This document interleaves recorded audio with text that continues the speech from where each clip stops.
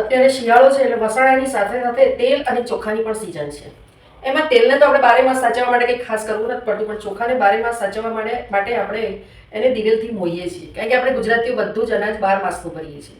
હવે ચોખામાં એવી જાતિ કે જે દાખલા તરીકે આપણે બાસમતી ચોખા લેતા હોય, જે પોતાની સુગંધ અને સ્વાદ માટે વધારે પ્રચલિત છે, વધારે સારા છે.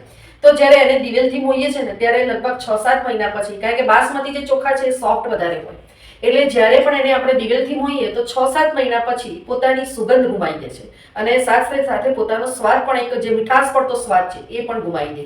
એટલે બાસમતી ચોખા જ્યારે ભરી આવે, એ સિવાયના ચોખાની વાત નથી કરતી, ખાલી બાસમતી ચોખા કે જે સુગંધ અને સ્વાદ માટે પ્રખ્યાત છે, અને એની કક્ષાના બીજા ચોખા પણ. ત્યારે આવા ચોખાને આપણે સાચવવા માટે, આખા વર્ષ સાચવવા માટે દિવેલથી નથી મોવાના, કારણ કે જો દિવેલથી મોવશો તો તમારે 6-7 મહિના પછી ભાત રાખશો તો લાંબો ચોક્કસ થશે, એનો દાણો લાંબો ચોક્કસ થશે, છૂટો સરસ થશે, પરંતુ એનો મૂળ સ્વાદ અને સુગંધ બિલકુલ નહીં આવે, અથવા ઓછી આવશે.